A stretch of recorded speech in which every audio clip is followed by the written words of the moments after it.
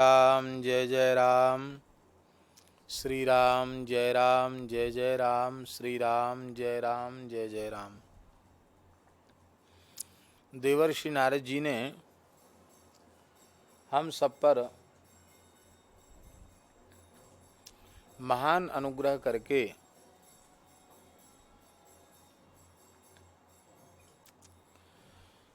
भक्ति सूत्रों को प्रकट किया है। 45 संख्या तक सूत्र हो गए हैं। आज 46वें सूत्र की चर्चा कर रहे हैं। कस्तरति कस्तरति मायाम यह संगास्त्यजति यो महानुभावम सेवते निर्ममो होती। बहुत प्यारा सूत्र है। अब प्रश्न उठता है, पहले तो सत्संग की महिमा बताई,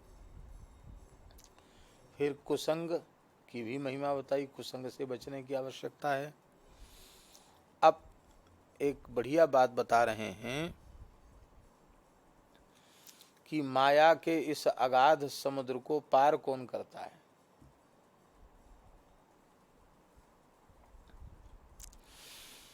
आप तैरना जानते हैं,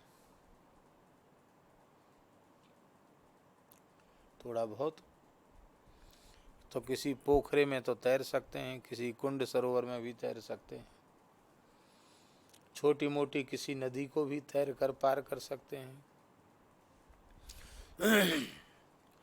लेकिन अगाध समुद्र हो जिसमें कोई किनारा ही नहीं दिखता हो, तो उसको आप पार कर सकते हैं क्या?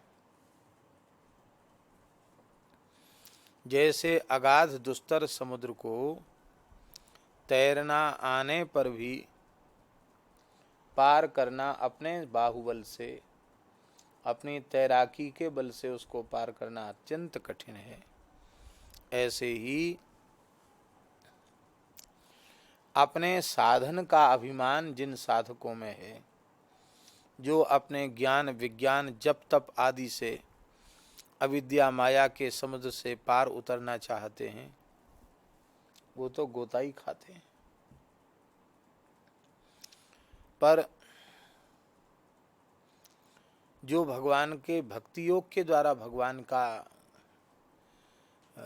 आराधन करते हैं, भगवान को भजते हैं, भगवान के प्रेमी अनुरागी भक्त हैं और नाम रूप गुण लीला का चिंतन करते करते उनकी चित्तवृत्ति भगवान में लग जाती है, पूरी तरह लग जाती है, एकाकार हो जाती है,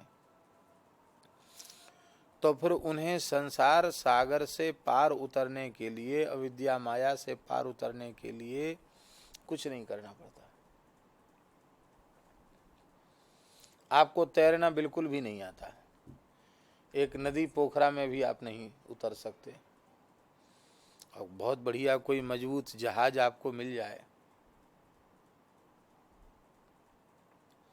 लो महाराज बैठो जहाज में, बहुत तेजी से दौड़ने वाला जहाज है, तो जहाज मिल जाने के बाद फिर आपको चिंता करने की आवश्यकता नहीं। इसी को भगवान ने गीता में कहा, तेषामहं समुद्धरता मृत्यु संसार सागरात भवामि नचिरात पार्थो मैया वेशित चेतसा। जिनका चित्त मुझ परमात्मा में आवेशित हो गया है, लग गया है, ऐसे मेरे जो भक्त हैं, मैं स्वयं ही उनको भवसागर से पार उतार देता हूँ। यहाँ नारद जी कह रहे हैं कि कस्तरती कस्तरती मायाम, कौन तरता है माया से, कौन तरता है माया से। इसका मतलब है माया से तरना बहुत दुस्तर है, इस दुस्तर माया से कौन तर सकता है।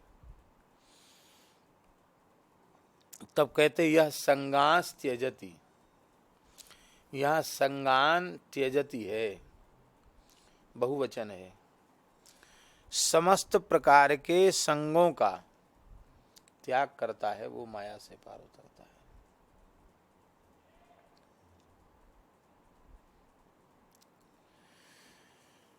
जीवन में असंगता बहुत जरूरी है।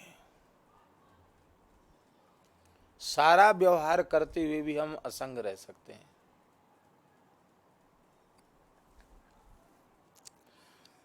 देखो संग होता कैसे हो, संग माने आसक्ति होता है। भगवान का चिंतन छूटता है, विषय का चिंतन बनता है, तो विषयान ध्यायते पुंसा संगस्ते सुपजायते।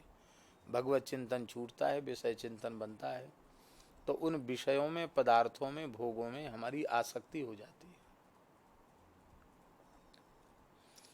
जब आसक्ति हो जाती है तो जिन वस्तुओं के प्रति, पदार्थों के प्रति हमारी आसक्ति हो जाएगी, फिर वे वस्तुएं कैसे भी मिल जाएं, चाहे पाप से मिलें, चाहे पुण्य से मिलें, धर्म से अधर्म से, न्याय से अन्याय से, कैसे भी मिल जाएं, उसके लिए वो प्रयत्न करता है।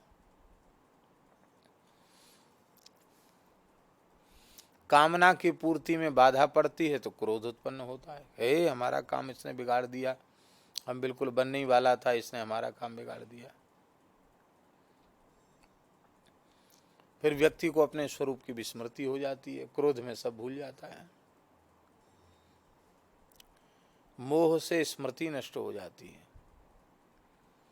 और स्मृति नष्ट होने से बुद्धि का नाश हो जाता है, बुद्धि का नाश होने से सर्वनाश हो जाता है। इसलिए संग के त्याग की बड़ी महिमा है, संग का त्याग करना चाहिए।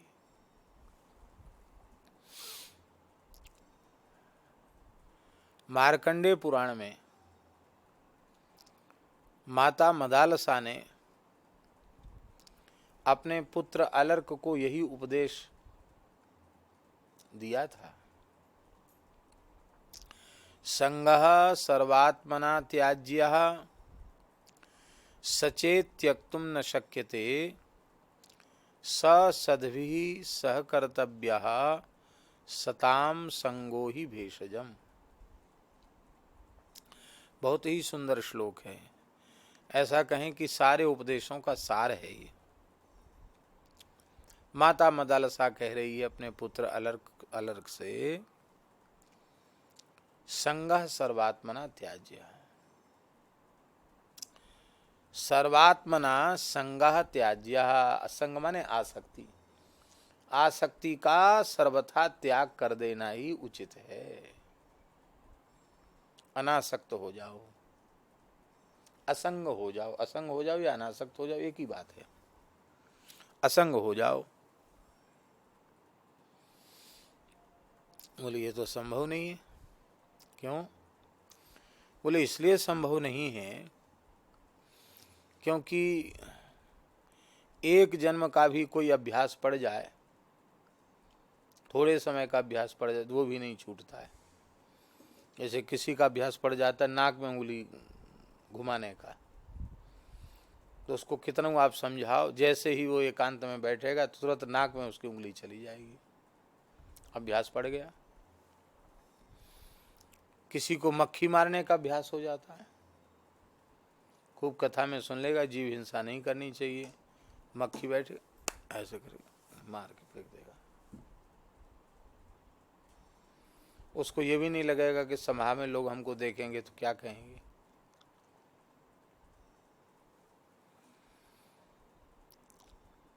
किसी किसी को बाएं हाथ से खाने का अभ्यास हो जाता है, नहीं छूटता है।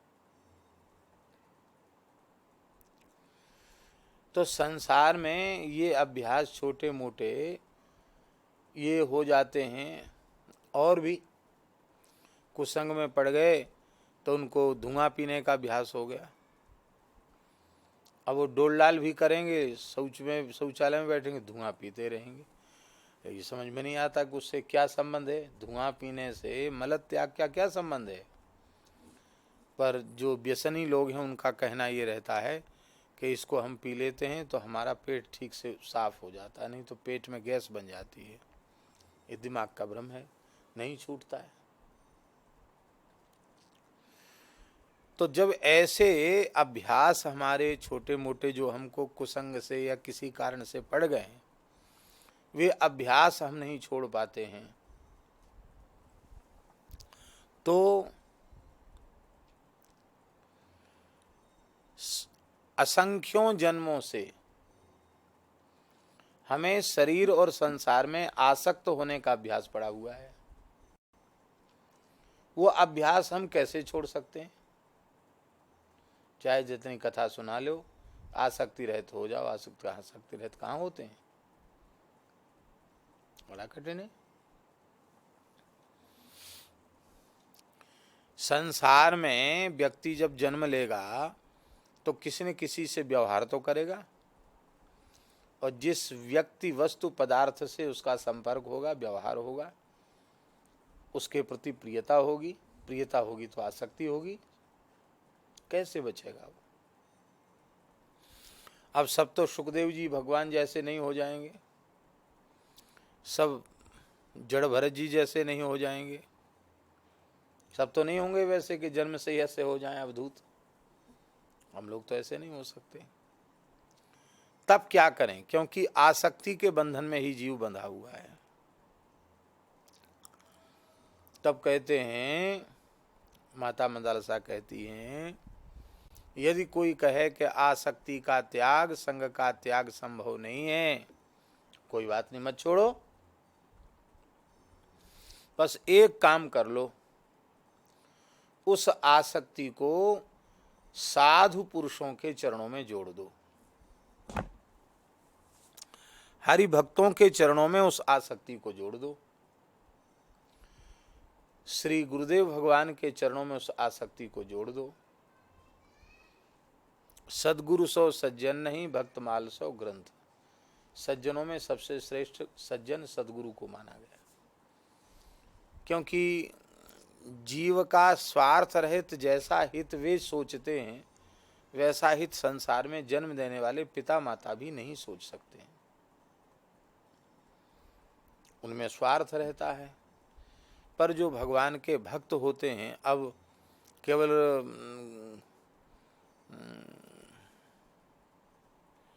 गुरु चेला बनाने का धंधा करके पेट भरने वाले लोग, दंभ करने वाले, उनकी बात तो नहीं कही जा सकती। पर वस्तुतः जिनमें लोभ नहीं है, निजी स्वार्थ की भावना नहीं है, ऐसे संत सद्गुरु जीव के परम हितैषी हैं।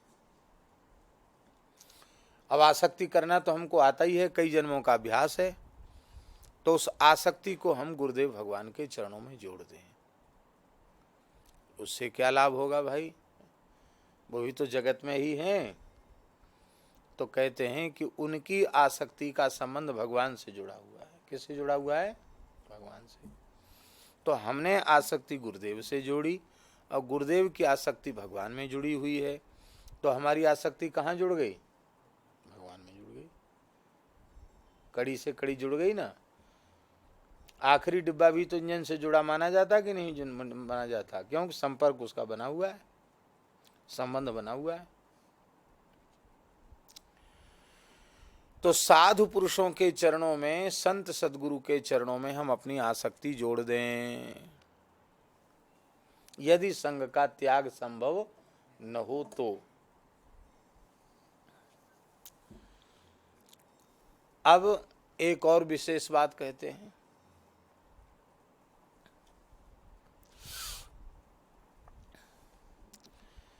संग के त्याग का मतलब है विषयी पुरुषों के संग का त्याग।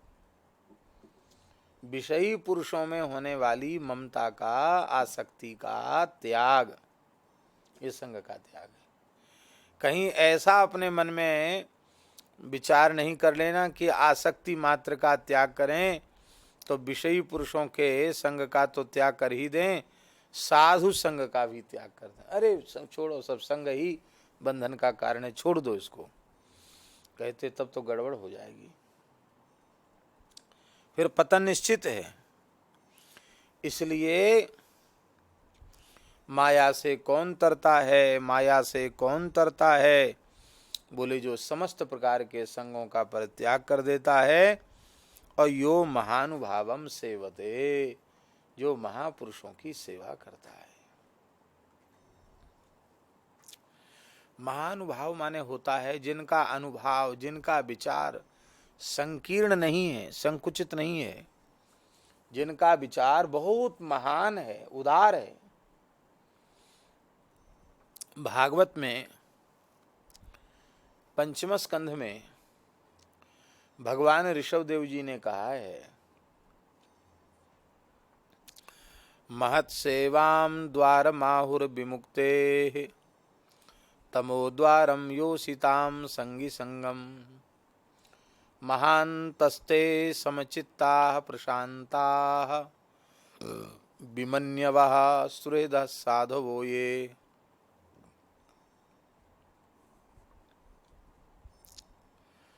बहुत प्यारी बात है।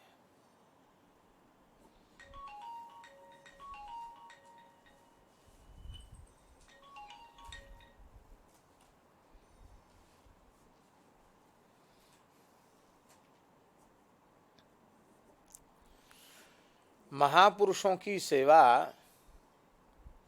मोक्ष का द्वार है।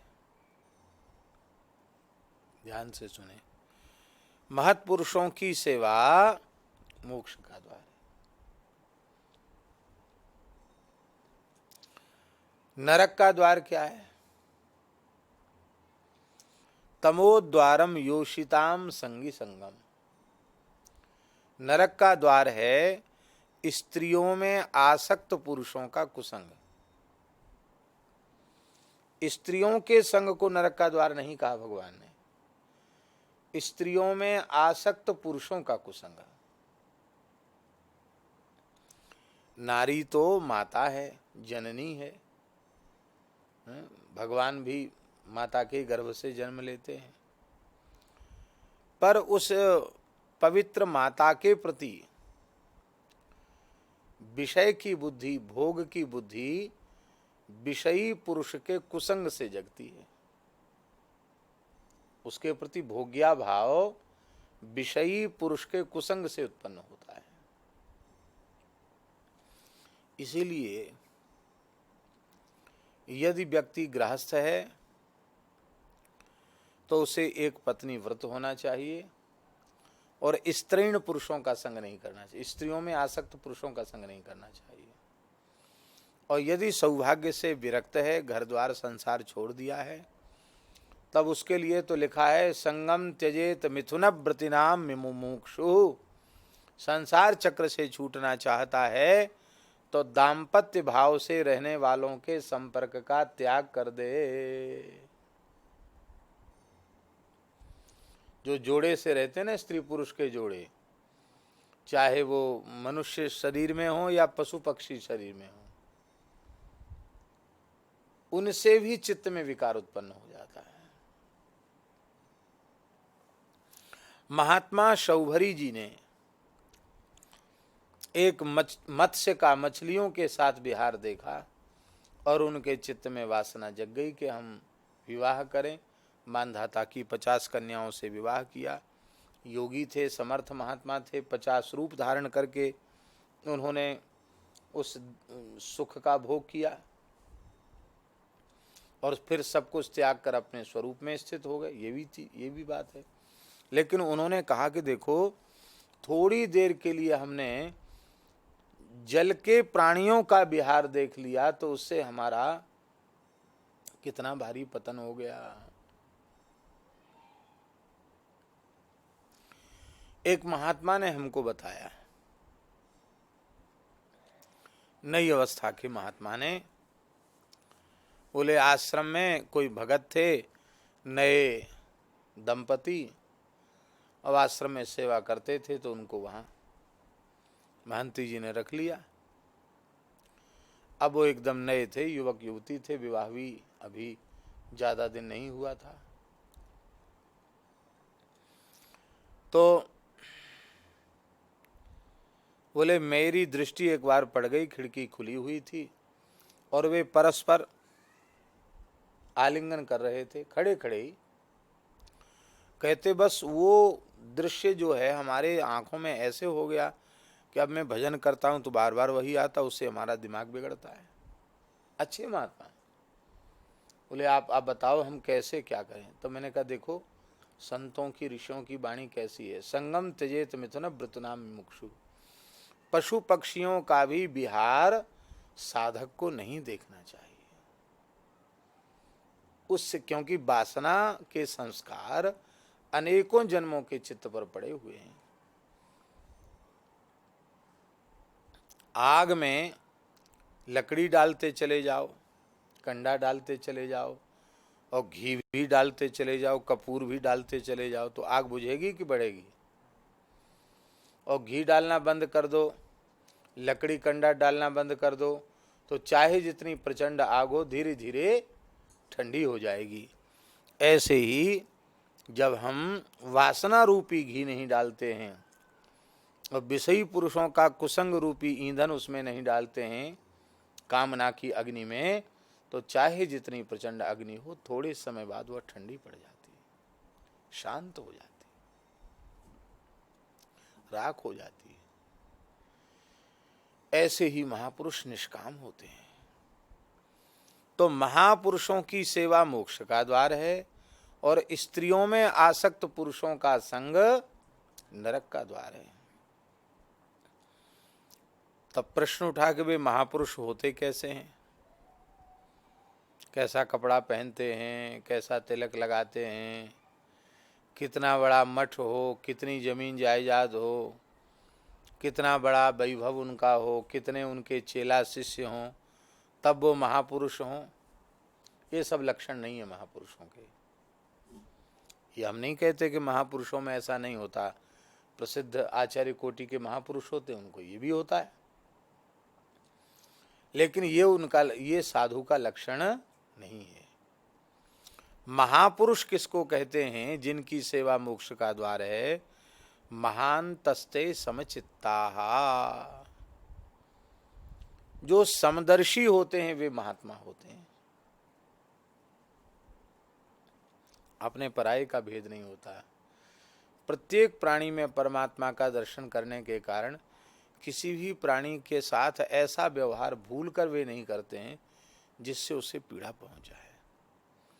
अपने प्रति किसी के द्वारा किए गए दुर्व्यवहार को प्रसन्नतापूर्वक सहन कर लेते हैं, पर स्वयं कष्ट सहकर भी किसी को भी पीड़ित या अपमानित नहीं करना चाहते।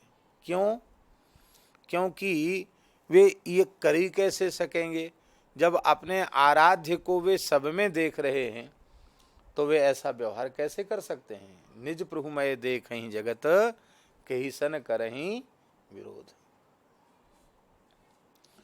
तो महापुरुष कैसे होते? उनका पहला लक्षण है समचित्ता, समचित्त होते हैं। महान्तस्ते समचित्ताः प्रशांताः, प्रशांत होते हैं। काम क्रोध आदि के विकार उनमें नहीं होते हैं। उनका चित्त अत्यंत प्रशांत होता है, शांत नहीं, प्रशांत।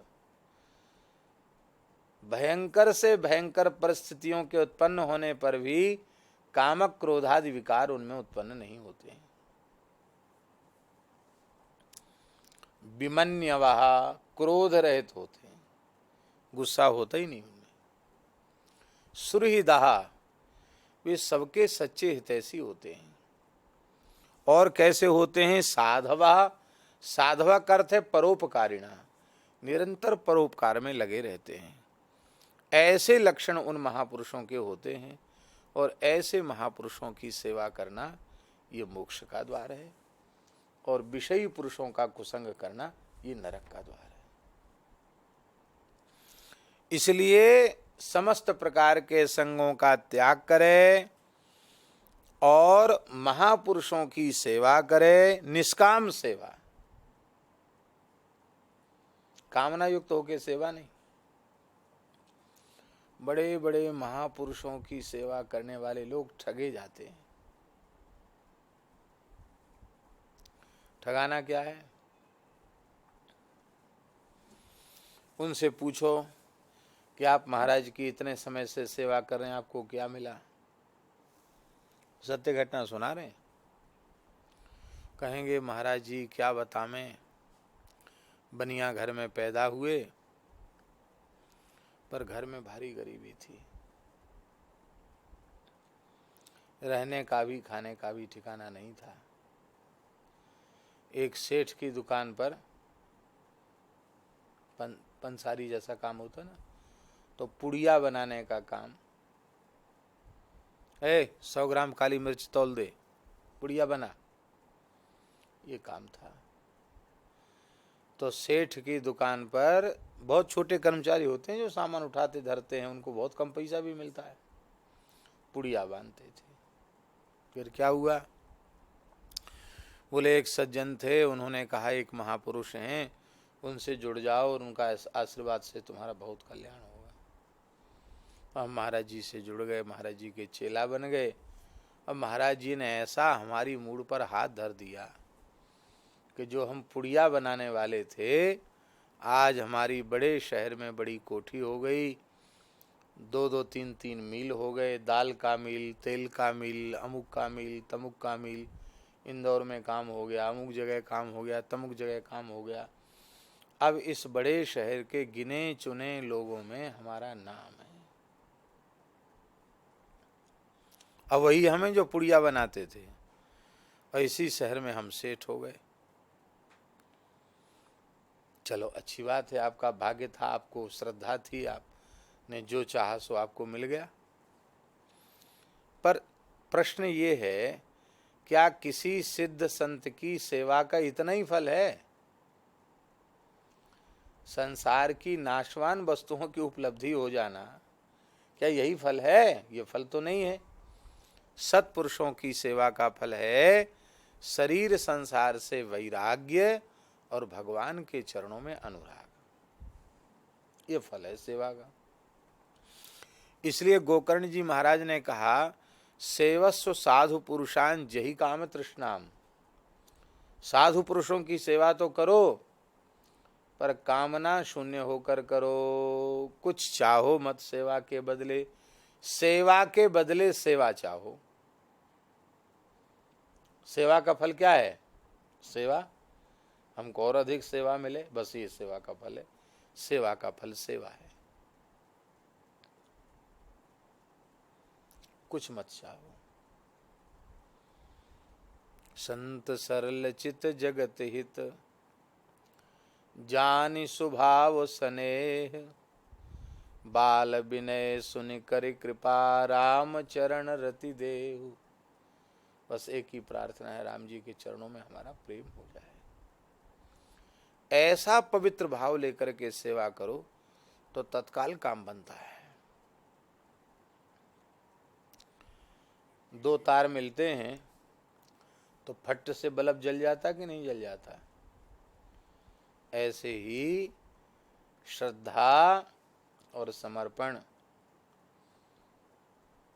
इसका तार, भाव का तार जैसे ही मिल जाएगा तो बल्ब जल जाएगा, प्रकाश हो जाएगा, अज्ञान का नाश हो जाएगा। तो पहला साधन क्या हुआ संसार से पार जाने का? समस्त प्रकार के संगों का त्याग।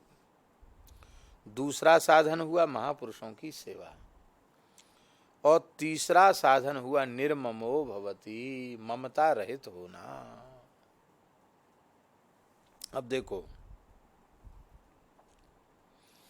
समस्त प्रकार के कुसंगों का त्याग करते ही संतों का संग मिलने लग जाएगा। कल हमने एक बात कही थी, संतों का संग करते हुए भी कुसंग नहीं छोड़ा तो उनके संग से भी कुछ नहीं मिलेगा, छूछे रह जाओगे।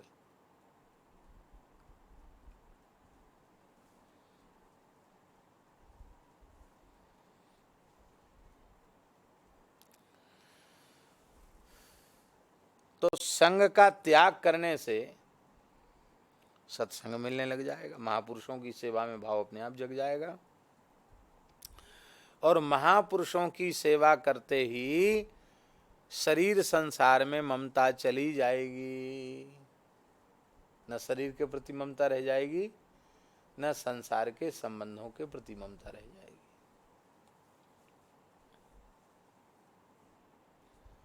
ममता रहित हो जाएगा।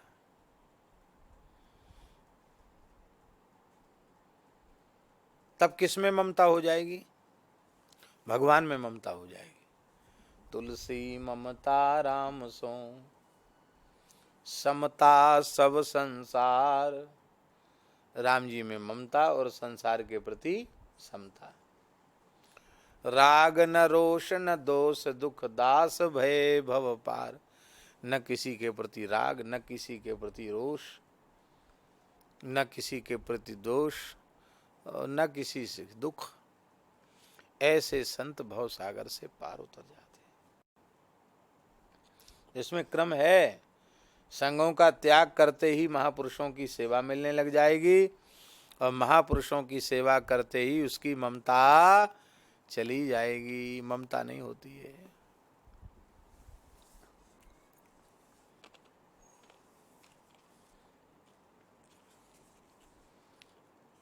इसीलिए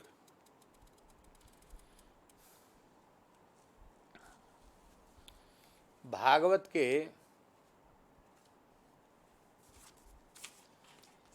11वें स्कंद में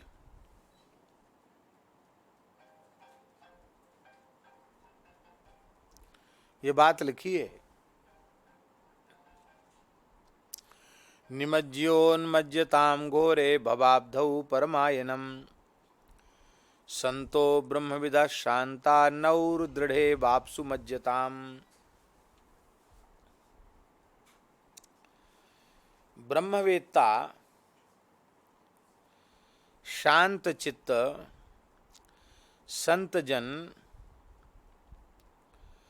उनका जो संग है ना, वो भवसागर में डूबते हुए लोगों के लिए एक मजबूत नौका के समान है। सत्संग जो है ना, एक मजबूत जहाज के समान है। महापुरुषों की सेवा से पाप ताप मोह ये सब विकार दूर हो जाते हैं। यथोपश्रयमाणस्य भगवंतं विभावसुम शीतम भयम तमोप्येति साधून संसेवतस्तथा।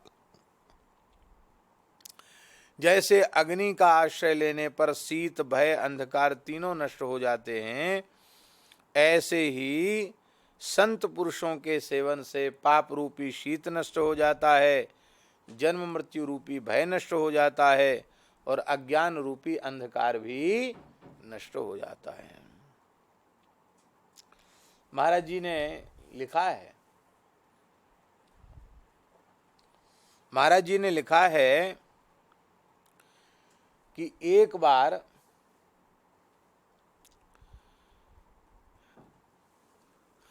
अग्नि के सेवन से जाड़ा दूर होने के बाद भी द्वारा जाड़ा नहीं लगेगा, इसकी कोई गारंटी नहीं है। है गारंटी? अरे अग्नि ठंडी हो जाएगी तो फिर आपको जाड़ा लगने लग जाएगा, लेकिन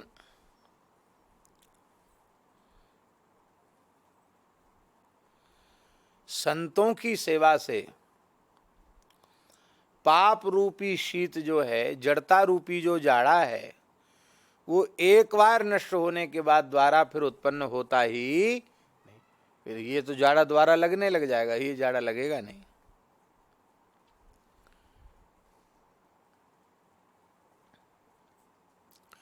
अग्नि के पास बैठने से सिंह का, सर्प का, रीछ का, भूत प्रेत आदि का भय नहीं रहता है। भूत प्रेत भी अग्नि के पास नहीं आते।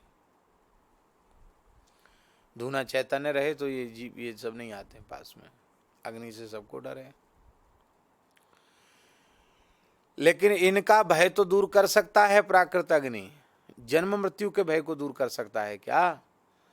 पर सत्संग रूपी अग्नि का सेवन जो करते हैं, उनके जन्म मृत्यु का भय भी समाप्त हो जाता है।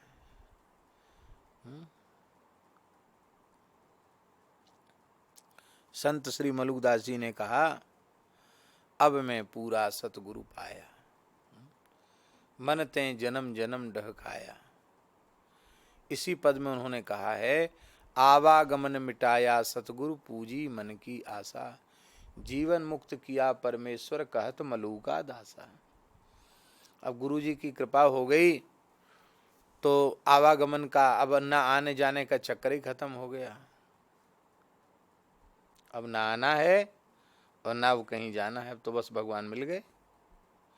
आवागमन मिटाया, बार बार पैदा होना मरना अब नहीं होगा। आवागमन मिटाया सतगुरु पूजी मन की आशा। मन की अभिलाषा पूरी हो गई और मरने के बाद मुक्त नहीं, जीवन मुक्त किया परमेश्वर। सतगुरु परमात्मा ने हमें जीते जी मुक्त कर दिया, ये मलुकदास जी महाराज कहते हैं। तो कहने का आशय ये है कि प्राकृत अग्नि से प्राकृत भय की निवृत्ति होगी, सिंह सर्प रीछ भूत प्रेत आदि से, किंतु सत्संग रूपी जो अप्राकृत दिव्य अग्नि है उसके सेवन से तो जन्म मृत्यु के भय की भी निवृत्ति हो जाएगी। अग्नि से अंधकार की निवृत्ति हो जाएगी। इस कमरे में कहाँ क्या सामान रखा है दिखाई नहीं पड़ता, लाइट नहीं है, अंधेरा है। और एक तिल्ली जलाओ, दीपक नहीं, एक माचिस की तीली जलाओ तो तीली जलाने से दिखाई पड़ जाए यहाँ तकिया रखी है, वहाँ झोली रखी है, अमुक चीज रखी, तमची रखी।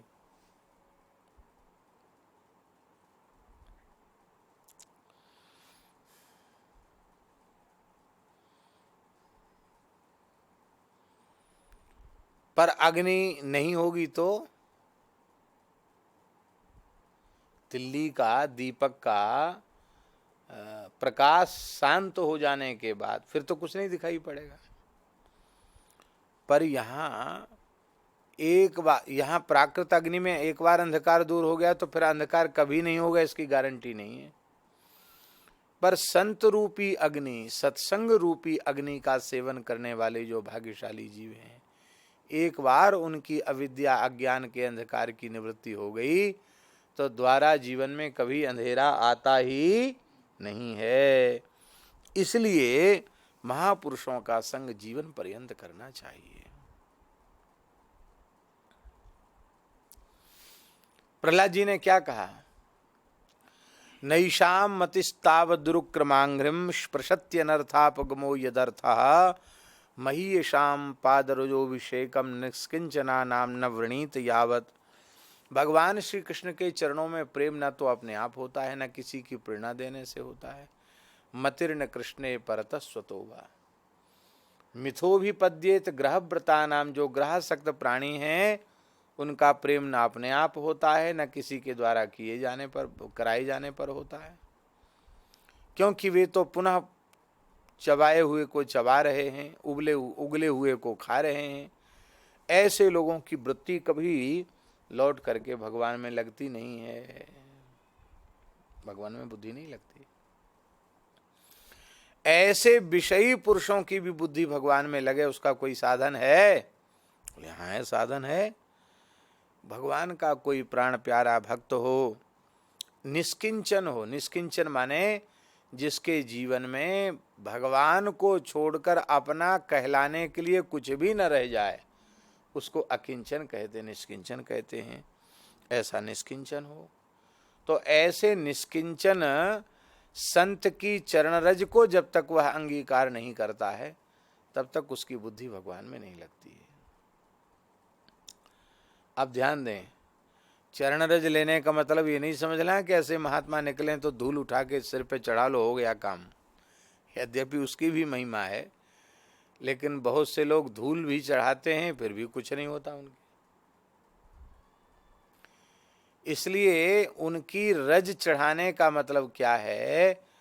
जैसे रजकण बहुत छोटा होता है, ऐसे ही अपने सारे अभिमान को त्याग करके अपने आप को उनके चरण की रज का एक कण समझ लेना, उनके चरण से लिपट के रहना, चिपक के रहना है? इसको कहते हैं है? इसको कहते हैं महापुरुषों की चरण रज का वर्ण। ऐसा करने से भगवान में प्रेम सहज हो जाता है।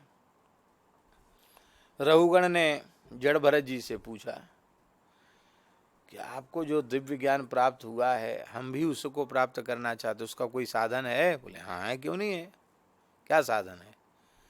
बोले रघुगणई तत्तपसा न याति न चेज्जया निर्वपनाद ग्रहादवा न छंदसा नैव जलाग्निसूर्यैर बिना महत्पा जरजोभिषेकम। भगवत तत्व का ज्ञान, भगवत प्रेम चाहे जितनी कठोर तपस्या कर लो नहीं होगा, यज्ञ से नहीं होगा, दान से नहीं होगा, गृहस्थाश्रम द्वारा परोपकार करने से भी नहीं होगा, वेदाध्ययन से भी नहीं होगा, जल अग्नि और सूर्य की उपासना से भी नहीं होगा। वह दिव्य ज्ञान तो महापुरुषों की चरण रज अपने मस्तक पर चढ़ाने से ही होगा। तो इसलिए महापुरुषों का आश्रय ये बहुत जरूरी है। देखो, एक सत्य घटना आपको सुना रहे हैं। एक महात्मा साधक, उनके चित्त की स्थिति बहुत अच्छी थी, इतनी अच्छी स्थिति थी, मानसी सेवा भी करते थे और महाराज जी से पढ़ते भी थे, हमसे भी पढ़ते थे, हम पढ़ाते थे महाराज जी से, कभी कभी महाराज जी से पढ़ते थे। महाराज जी की बड़ी कृपा भी थी। वो थोड़े एकांगी थे, वो ज़्यादा भीड़ भाड़ लोगों की ये सब पसंद नहीं था उनको। हमारे महाराज जी के पास तो मेला रहता था, 12 मास का मेला, उसी में बुंदेलखंडियों की भीड़ आ जाती तो उनका खाना पीना ही चलता रहता था। महाराज जी तो महाराज जी थे, सबके साथ गुजारा उनको करना था। और जिस आश्रम में रहते थे उसमें भी बड़े बड़े भोज भंडारे उत्सव, उसमें भी।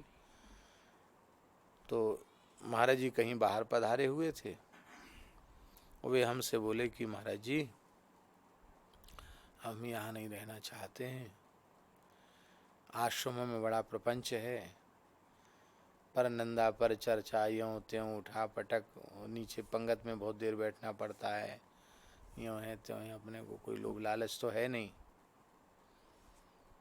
तो आपकी आज्ञा हो।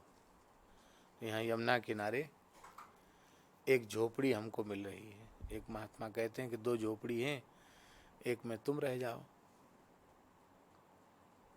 प्रसाद क्या पाओगे? अरे बोले उन मधुकरी महात्मा झोली फिराते हैं, तो वो टिक्कड़ बनाएंगे, एक हमको भी दे देंगे, हम भी थोड़ी बहुत कुछ वहाँ सेवा कर देंगे, एकांत रहेगा, भजन करेंगे। विचार तो आपका बहुत अच्छा है, आपको एकांत तो मिल जाएगा और भीड़ भाड़ से बच जाएंगे आप, लेकिन जो महापुरुष की सन्निधि आपको मिली हुई है वो नहीं मिलेगी। यहाँ लाख प्रतिकूलताएं हैं, जहाँ आप रह रहे हैं। महाराज जी के पास आसन रखने की भी जगह नहीं होती थी। हम तो कई बार मन में सोचते हैं कि क्या इन लोगों ने पुण्य किए हैं, बड़े ठाठ से रह रहे हैं, एसी कमरा में बैठे हैं, गद्दा बिछा रहे हैं बढ़िया, तो हम लोग महाराज जी के साथ रहे। हम आपको क्या कहें, इतना छोटा कमरा है, इतनी सी जगह थी जहाँ हम लेटते थे, न तो पूरे पैर फैलते ही नहीं थे, पैर फैलाएं तो फाटक, धड़ाम से फाटक लगे, कोई फाटक खोले तो फाटक लग जाए। लंबी थी नहीं जगह, चौड़ी चौड़ी जगह थी, इतनी चौड़ी थी और लंबी बस इतनी इतनी लंबी थी। 14 साल रहे वहाँ। कूलर तो था ही नहीं, क्यों महाराज जी कहते थे पुस्तक सब सील जाएंगी कूलर से। हम तो अभ्यागत साधु, हमको कूलर लगाने का अधिकार कहाँ है। एसी तो स्वप्न ही नहीं था। और कमरा ऐसा था कि दिन भर तपता था, इतना तपता था कि पंखा से लू लपट निकलती थी पंखा से, उसको बंद करवा देते। ज़्यादा गर्मी पड़ती तो गीली साफ़ी करके अपने सिर पे रख लेते, छाती पे रख लेते, एक बीजना लेकर ऐसे ऐसे महाराज जी करते। हमसे कहते जाओ पंडित जी नीचे सुदामा कुटी के जगमोहन में चले जाओ, वहाँ कुछ ठंडक होगी, 1 आध घंटे वहाँ बैठ के आ जाओ। और जगह कम और लोग इतने ज़्यादा, एक कमरे में 12-15 लोग भरे हुए हैं। कैसे रहते हो आप, सोच विचार करो। जाते तो सब मैदान में जाते थे डोल डाल, और रहने की जगह नहीं थी आसन। महाराज जी को मना किसी को था नहीं, आओ यहीं रुक जाओ। वहाँ सवेरे 8 बजे भोजन बाल भोग मिल जाता था। नाम तो बाल भोग था पर बढ़िया मिल जाता था खाने को। इसमें भी जो नए बेचारे आलसी होते थे उनको तो बहुत अच्छी चीज़ है, 8 ही बजे मिल गया खाने को।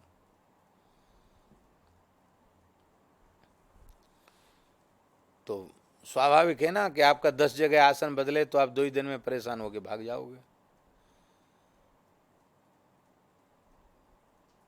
ये अच्छे रहे, यहाँ भी आ गए कोई महात्मा, वहां भी कोई आ गया महात्मा, हम कहाँ जाएं।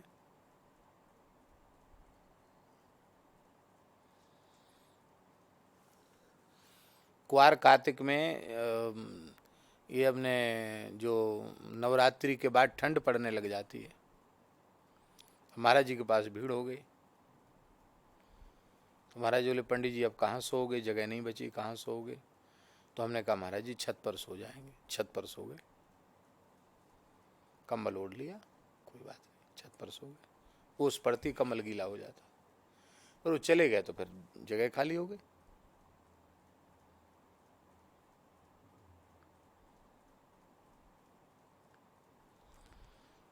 ये सब प्रतिकूलताएं हैं। फिर उनमें कोई गाली भी दे रहा है, कोई कुछ कर रहा है, कोई कुछ कर रहा है। सब तरह की अलग अलग प्रकृति लोगों की होती है। ये सारी प्रतिकूलताएं हैं, पर एक बहुत ऊंची चीज है, भगवत स्वरूप महापुरुष की सनिधि मिली हुई है। महाराज जी का संग मिला। मैंने कहा उनको ये तो कहीं नहीं मिलेगा, चाहे तुम कहीं चले जाओ, जमुना किनारे चले जाओ, गंगा किनारे चले, ये तो नहीं मिलेगा। और तो सब मिल जाएगा, एकांत भी मिल जाएगा।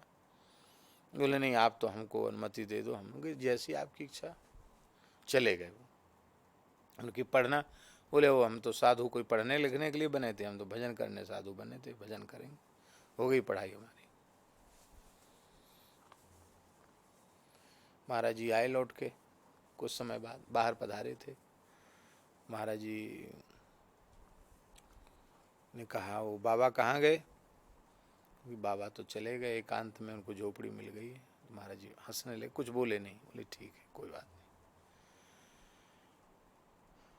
अब ये 4-5 महीना भी नहीं हुआ था वहाँ एकांत में कि एक रात्रि वे महानुभाव हमारे निकट आए। उस समय आश्रमों में ऐसे गेट पे कोई द्वारपाल बैठ जाए और नहीं आना जाना, ऐसा नहीं था। रात्रि को 1-1:30 बजे 2 बजे भी लोग आना जाना है तो कोई ऐसा भय था ही नहीं। ऐसी जो वर्तमान में जैसे समय बदल गया ना, वैसा अब नहीं था पहले।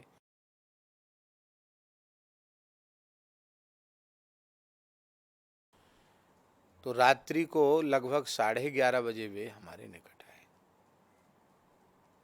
हम तो विश्राम में जाने की तैयारी कर रहे थे, बड़े घबराए हुए थे। तो हमने कहा क्या बात है, इतनी रात को कैसे आए। बोले महाराज जी हम बहुत संकट में हैं। क्या संकट आ गया। तो उन्होंने कहा संकट यही है कि वहाँ भजन खूब बढ़िया बन रहा था। एक बंगाली रिक्शा वाले की एक छोरी हमारे पास आने लग गई, और हमारा भी मन उसमें लगने लग गया, रमने लग गया। और उसका बाप कहता है कि अब तो तुम्हें हमारी छोरी से ब्याह करना ही पड़ेगा, और नहीं करोगे तो हम मारेंगे, पीटेंगे, पुलिस में देंगे तुमको, यूँ करेंगे त्यों करेंगे। उन्होंने कहा तुमने क्या विचार किया। बोले हमने भी विचार कर लिया, क्या हूँ जैसी भगवान की इच्छा, मतलब कर लेंगे ब्याह। ब्याह करना था तो घर ही क्यों छोड़ा, घर में तो हो ही जाता ब्याह। आप बचपन के साधु हो और आप ऐसा कैसे खाओगे, क्या ब्याह तो कर लोगे, खाओगे कैसे। बोले वो कहता हमारे पास 2 रिक्शा हैं, एक रिक्शा तुमको दे देंगे, रिक्शा चलाओगे। बोले अब जब सब नाटक है तो सब करना ही पड़ेगा। उनके अब आपने सब विचार कर ही लिया है तो हमसे पूछने क्या आए हो। उनकी पूछने आए कि अब हम क्या करें। वो कहता हम मारेंगे पीटेंगे, जल्दी करो हम। तो हमने उनको कहा कि हमारी बात यदि मानो तो हम आपको कहें, हम जरूर मानेंगे। कहा आप यहाँ से सीधे पैदल गिरिराज जी चले जाओ। गिरिराज जी साक्षात श्री कृष्ण हैं। बस एक बात बताओ कि तुम्हारा कोई शरीर से ऐसी गलती तो नहीं बनी जो साधु से नहीं होनी चाहिए। लेकिन ऐसी कोई भूल हमसे नहीं हुई। जाओ गिरिराज जी चले जाओ, गिरिराज जी से प्रार्थना करो, रो करके प्रार्थना करो, प्रभु हम आपकी शरण में हैं, आप हमारी रक्षा करो, हम कहाँ जाएंगे।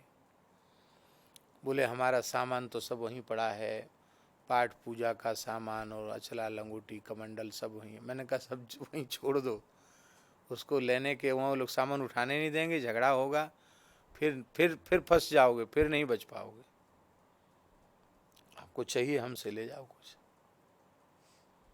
भेज दिया रात्रि, कोई पैदल पैदल 12 बजे रात को, वो महात्मा 12 साढ़े 12 बज रहा होगा, पैदल पैदल गिरिराज जी को ओर चल पड़े। कई महीना वहां रहे, ठीक हो गए, भगवान की कृपा से ठीक हो गए। ये सच्ची बात है। तो ये बात हम किसी अन्य भाव से हम नहीं बोल रहे हैं, हम इस भाव से बोल रहे हैं कि सत्पुरुष की सन्निधि छूटी नहीं, कि माया को मौका मिल गया और बस पतन की ओर जाने लग गए। इसलिए 10-20 साधुओं के बीच में ही रहना। अभी देखो एक छोटी सी बात, इसी स्थान की बात, अलग से कमरा महावीर दास जी को दिया, क्योंकि अब धूना घर तो वो हो गया, और इधर मंच पे कथा हो रही, फिर लीला होगी, तो उनको हमने कहा कमरा पसंद कर लो और आप रहो अटैच कमरे में। बड़े संकोच में पड़ गए, बोले महाराज जी हम कभी कमरे में रहे नहीं, केवल हमारा सामान सुरक्षित रहे, जितनी देर हमें कुछ थोड़ा कुछ पुस्तक रखना उठाना उतनी देर, बाकी हम तो मैदान में खुले में रहते हैं। बड़ी प्रसन्नता हुई उनकी बात सुन करके। तो मैं उनको शालिग्राम जी के जगमोहन में उनका आसन लगवा दिया। ये क्या है, अपरिपक्व जो साधक है उसके लिए एकांत जहर का काम करता है, विष का काम करता है। इसलिए एकांत सेवन सिद्धों की चीज है, साधकों की चीज नहीं है। साधकों को तो ऐसी ही जगह रहना चाहिए जहाँ 10-5 साधु की नजर उनके ऊपर पड़ती रहे। पूज्य स्वामी संपूर्णानंद जी कहते थे, साधक केवल इतना ही निश्चय कर ले कि हम कभी एकांत में नहीं जाएंगे, खाना पीना सोना सबके बीच में करेंगे। बोले इतने से ही सिद्ध हो जाएगा। सबको भगवान मान लो और सबके बीच में रहो।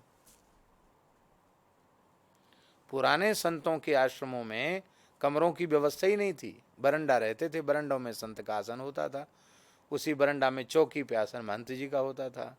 कमरे थे ही नहीं, ललितपुर में कमरे नहीं थे।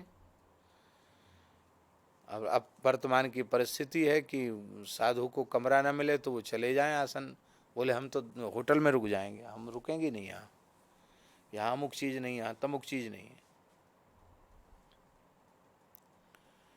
तो कहने का आशय हमारा यह है कि जीवन में लाख प्रतिकूलताओं को भी सहन करके संतों का संग नहीं छोड़ना चाहिए।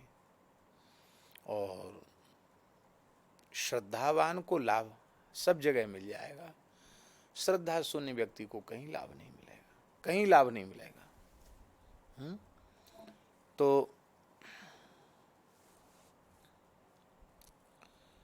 महापुरुषों की सेवा से ही वह दिव्य प्रेम, वह दिव्य भक्ति, वह दिव्य ज्ञान मिलता है। किंतु महापुरुषों की सेवा का अर्थ केवल उनके पास रहना नहीं है, या उनके शरीर की सेवा करना ही नहीं है।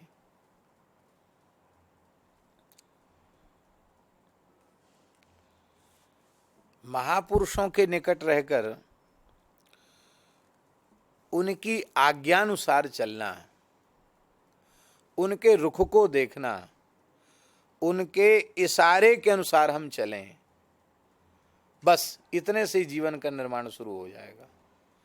और नहीं तो पास में रहने से भी कुछ नहीं होता। अभी अयोध्या जी में एक बहुत अच्छे महापुरुष थे, महंत थे, उनके पास एक व्यक्ति आया। तो महात्मा उम्र के थे तो घुटने में दर्द तो स्वाभाविक है, 60-70 पे पहुँचे नहीं कि ये घुटने तो सबके जवाब देते हैं, शरीर भी भारी था। तो पहले तो कुछ मालिश किया, दवाई लगाया, बाद में उसने कहा कि महाराज जो है हमारे पास बहुत अच्छी जड़ी है, दवा है, खाते ही ये दर्द हमेशा के लिए ख़त्म हो जाएगा। दर्द क्या खत्म होगा हमेशा के लिए, महात्मा ही खत्म हो गए।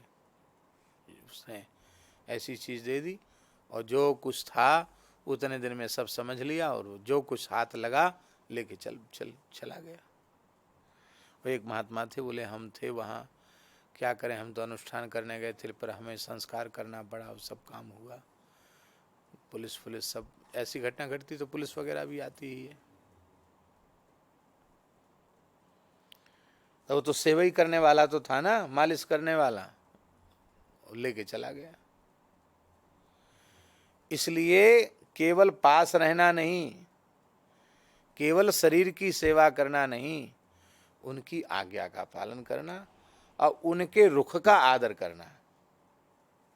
हम लोग रुख का आदर करना नहीं जानते।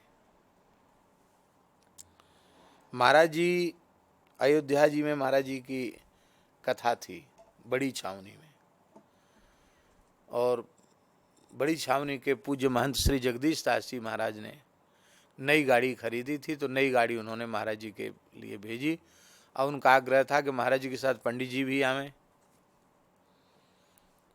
हमको बड़ी प्रसन्नता थी कि महाराज के साथ अयोध्या जी जाएंगे। तो महाराज जी ने कहा हमारी तरफ से तो कोई मना नहीं है, चलो हमारे संग, पर तुम खाक चौक आते जाते हो, वो तुम्हें कुछ साधन भी सिखाते हैं, सितार भी सीखते हो, तो वो भी गुरुदेव हैं, उनसे अनुमति ले लो। ठीक है, हम गए। कहो कैसे आए? हमने कि महाराज जी कल सवेरे महाराज जी अयोध्या जी जा रहे हैं, आपकी आज्ञा हो तो हम भी चले जाएं, कथा भी सुन लेंगे, अयोध्या जी का दर्शन हो जाएगा। बोले वाह, हमसे क्या पूछने आयो, तुम्हारी जहाँ इच्छा हो वहाँ जाओ, हमसे क्या पूछना। अब तुम्हें बुलाया है और तुमको जाना है, गाड़ी आगे चले जाओ, हमसे पूछने की क्या जरूरत है। जहाँ इच्छा हो वहाँ जाओ, मैं क्यों मना करूँ इधर जाने से, जाओ। हमने तो उसको ही आज्ञा मान लिया। हमने आकर महाराज जी से कहा कि महाराज जी की अनुमति हो गई। महाराज जी तो अंतर्यामी थे। महाराज जी बोले क्या आपने कहा, महाराज जी ने आपको क्या उत्तर दिया? तो हमने सारी बात उनको बताई महाराज जी को। महाराज जी बोले पंडित जी, आप गुरुजनों का रुख नहीं पहचानते हैं। वे प्रसन्न होकर कहते कि नहीं अवश्य जाना चाहिए, चले जाओ, कब जाओगे, कितने दिन लगेंगे, कब आ जाओ, तो प्रसन्नता होती। लेकिन वो कहते तुम्हारी जहाँ इच्छा हो वहाँ जाओ, हमसे क्या पूछना। इसका मतलब है कि उनको उनका रुख नहीं है कि तुम जाओ। इसलिए महाराज जी बोले अयोध्या कहीं जा नहीं रही है और फिर चले जाना, अभी महाराज जी का रुख नहीं, हम नहीं गए। तो दूसरे दिन हम गए तो महाराज बोले अरे तुम अयोध्या नहीं गए? कागचौक वाले क्यों अयोध्या नहीं गए?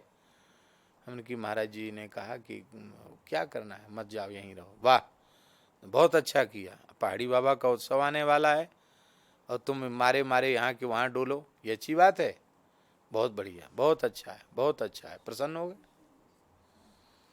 तो केवल आज्ञा पालन नहीं, क्योंकि आज्ञा तो कई बार हम ऐसा कुछ अवसर उपस्थित कर देते हैं कि आज्ञा न होते हुए भी आज्ञा करनी पड़ जाए, और उसी में अपने स्वार्थ की पूर्ति समझकर उसको आज्ञा मान लेते हैं। किंतु रुख का आदर करना जब हम सीखेंगे तो हमें आज्ञा लेने की भी आवश्यकता नहीं पड़ेगी। हम समझ लेंगे कि रुख इनका क्या है, ये चाहते क्या हैं, वे जो चाहते हैं वैसा आप करने लग जाओ, बस उनकी कृपा का पूरा पूरा लाभ मिलने लग जाएगा। अब इसमें बाधा क्या है? संतों की सेवा में आज्ञा पालन में बाधा क्या है? सबसे बड़ी बाधा है ममता। क्या बाधा है? ममता बाधा है। ये घर मेरा है, ये शरीर मेरा है, परिवार मेरा है, धन मेरा है, संबंधी मेरे हैं, मकान मेरा है, जमीन मेरी है। ये जो शरीर संसार से संबद्ध अगणित पदार्थों में ममता बनी हुई है, ये ममता के कारण साधु पुरुषों की सेवा होती नहीं है।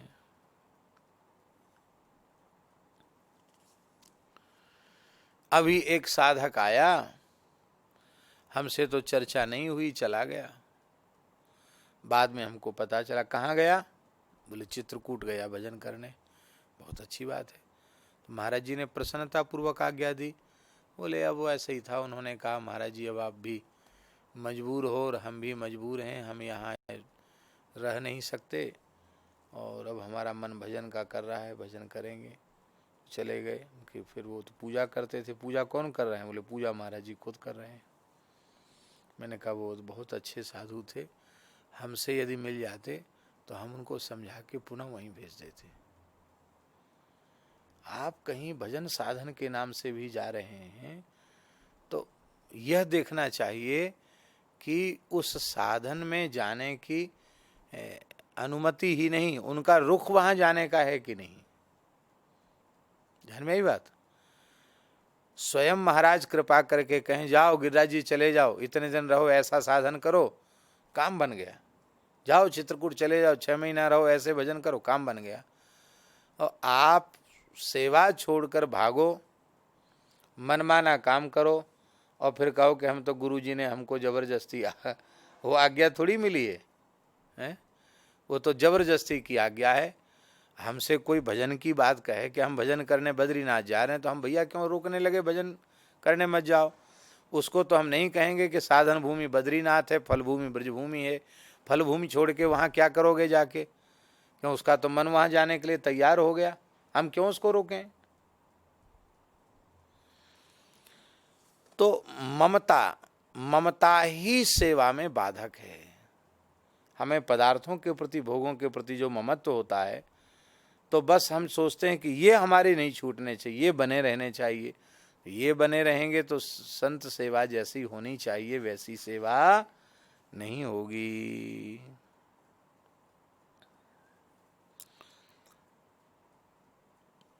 अब महापुरुषों की सेवा करते करते उन्हें कौन सी अवस्था प्राप्त होती है? बोले यो विविक्त स्थानम सेवते, नारद जी कहते हैं फिर वो अंतर्मुख हो जाते हैं, आत्मरमण करना उन्हें आ जाता है, तो एकांत स्थान का सेवन करने लग जाते हैं। यो लोक बंध मुन्मूलयति, लौकिक बंधन उनको वो तोड़ देता है। निस्त्रयी गुण्यो भवति, गुणातीत हो जाता है, त्रिगुण से ऊपर उठ जाता है और ऐसा भगवान के भरोसे पर हो जाता है, ऐसा भगवदाश्रित हो जाता है कि योग क्षेमम च त्यजति, योग और क्षेम का भी त्याग कर देता है। बोले त्याग कर देता तो फिर उसका निर्वाह कैसे होता है? कहते अनन्यास चिंतयन्तो माम ये जना पर्युपासते तेषाम नित्याभियुक्तानाम योगक्षेमम वहाम्यहम्। अनन्य भाव से जो मेरा चिंतन करते हैं मैं उनका योगक्षेम वहन करता हूँ। अच्छा एक बात विचार करके बताना, सही सही बताना, हम सब अपने आप से ही पूछें, क्या अनन्य भाव से भगवान का चिंतन हो रहा है? क्या जैसी उपासना भगवान की बननी चाहिए वैसी उपासना भगवान की बन पा रही है? क्या हम शरीर संसार के बंधन को तोड़कर भगवान से संबंध जोड़ पाए हैं? बोलो। आप लोगों में से कोई जोड़े हों तो जरूर आपको प्रणाम है। बाकी हम ईमानदारी से कह रहे हैं कि इनमें से एक भी बात हमारे जीवन में नहीं है। ना तो हम अनन्य भाव से भगवान का चिंतन कर पा रहे हैं, ना ही भगवान की निष्काम उपासना कर पा रहे हैं, ना ही भगवान से अपने आप को ठीक से जोड़ पा रहे हैं। इसके बाद भी भगवान हमारे योगक्षेम का वहन कर रहे हैं। हम तो ये अनुभव करते हैं, ये हमको लगता है, खूब लगता मन से कि इस श्लोक का कोई चरण हमारे जीवन में घटित नहीं है, पर भगवान योगक्षेम का वहन कर रहे हैं। हमारा आपका किसका नहीं कर रहे हैं बहन? कितने पैसा की नौकरी करते हो?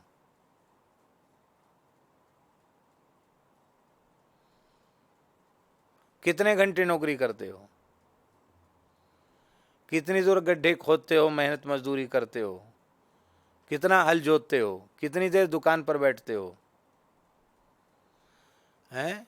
हम लोग उपार्जन तो कुछ नहीं कर रहे हैं। क्या कर रहे हैं उपार्जन? जितना खा नहीं सकते उससे अधिक रघुनाथ जी हमको अन्न दे रहे हैं। जितना पहन नहीं सकते उससे ज्यादा वस्त्र दे रहे हैं। जो भी हमारी आवश्यकताएं हैं ऐसे पूरी कर रहे हैं जैसे, अब हम क्या कहें, हमको तो लगता है कि जैसे कोई राजा अपने इकलौते राजकुमार की सारी इच्छाएं पूरी करता है, ऐसे भगवान हम सबकी इच्छाएं पूरी कर रहे हैं। ये है नाम मात्र के लिए संसार से संबंध छूट गया, अब भगवान से संबंध जुड़ गया, उसकी ये महिमा है। और ईमानदारी से अनन्य भाव से भगवान का चिंतन करने वाले, भगवान की निष्काम उपासना करने वाले, भगवान में निरंतर लगे रहने वाले ऐसे जीवों के योगक्षेम का बहन हो जाए तो इसमें क्या आश्चर्य है? कोई आश्चर्य नहीं। मलुकदास जी महाराज क्या करते, कितनी बड़ी सेवा उनकी। भोजनाच्छादने चिंतां वृथा कुर्वन्ति वैष्णवाः योऽसौ विश्वम्भरो देवः स किं दासानुपेक्षते।